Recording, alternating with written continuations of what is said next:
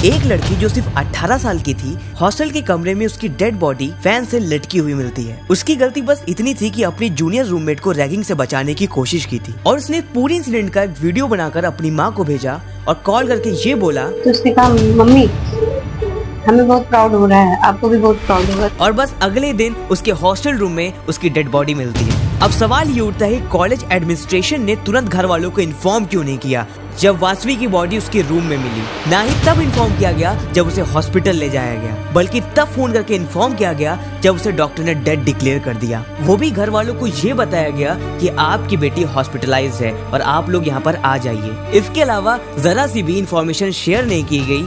आप चाहे तो वासवी के फादर का इंटरव्यू देख सकते हैं। डायरेक्टर साहब का वो है कि आप जो है उनके पिताजी को बुलाइए, और उन्होंने ये नहीं बोला कि यहाँ पे क्या हुआ है।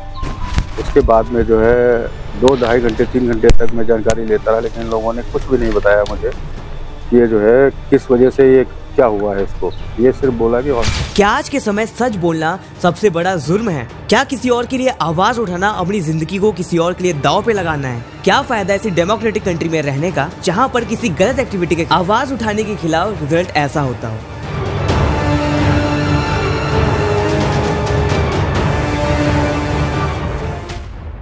वासवी तोमर लखनऊ के मड़ियाओं की रहने वाली एक BCA सेकेंड ईयर स्टूडेंट थी, जो कि अपनी ग्रेजुएशन ग्राफिक एरा हिल यूनिवर्सिटी से कंप्लीट कर रही थी। और ये यूनिवर्सिटी भीमताल नैनीताल उत्तराखंड में है और वासवी उसी यूनिवर्सिटी के गर्ल्स हॉस्टल में रहती थी।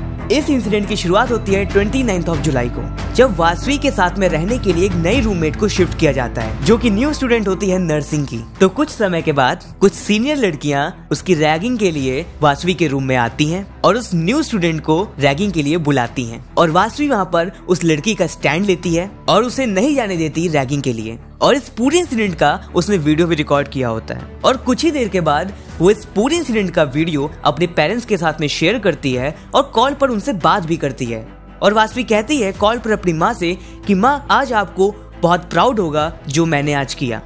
और थोड़ी देर के बाद वासवी के पेरेंट्स हॉस्टल के वार्डन को कॉल करते हैं और ये पूरा रैगिंग वाला मैटर वार्डन को बताते हैं। और वार्डन की तरफ से सिर्फ इतना रिप्लाई आता है कि ठीक है, कल देखेंगे इसको। और इस पूरे मैटर को यहाँ पर इग्नोर कर दिया जाता है। अगले दिन 30 जुलाई शाम के 5 बजे के आसपास वासवी के पेरेंट्स को कॉलेज की तरफ से कॉल आता है, जिसमें वो सिर्फ इतनी बात बोलते हैं कि आपकी बेटी हॉस्पिटलाइज है और आप यहाँ नैनीताल आ जाइए।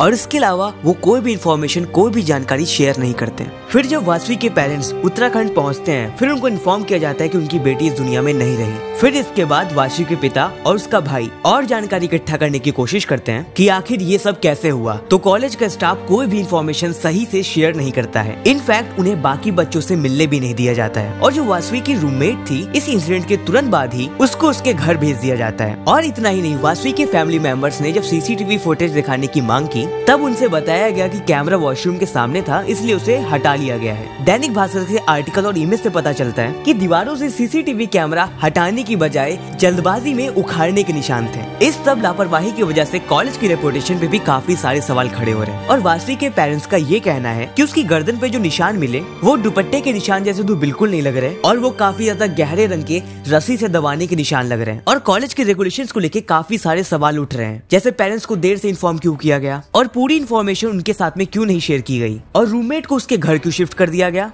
पेरेंट्स को कॉलेज के बच्चों और स्टाफ से मिलने से रोका क्यों जा रहा है, और कॉलेज साफ साफ अपनी तरफ से CCTV फुटेजेस क्यों नहीं शेयर कर रहा है। और इस इंसिडेंट के बाद रूम को तुरंत सील क्यों नहीं किया गया, ताकि कोई भी एविडेंस टैम्पर्ड ना हो जाए। जिस तरीके का बिहेवियर कॉलेज एडमिनिस्ट्रेशन दिखा रहा है, उससे साफ पता चल रहा है इस केस को सुसाइड केस दिखाने की पूरी कोशिश की जा रही है। हम किसी पर भी ब्लेम नहीं कर रहे हैं, हम बस निष्पक्ष तरीके से इन्वेस्टिगेशन की मांग कर रहे हैं, क्योंकि ग्राफिक एरा हिल यूनिवर्सिटी के ऊपर इससे पहले भी काफी सवाल उठ चुके हैं। सही तरीके से इन्वेस्टिगेशन की मांग करने के लिए लोगों ने जस्टिस मार्च में भी पार्टिसिपेट किया। और इस वीडियो के माध्यम से हम यही चाहते हैं कि इस देश की बेटी को न्याय मिले। अगर इस मामले पर आवाज नहीं उठाई गई, क्योंकि ये सेम इंसिडेंट हमारी बहन बेटियों के साथ में वापस से रिपीट हो सकता है।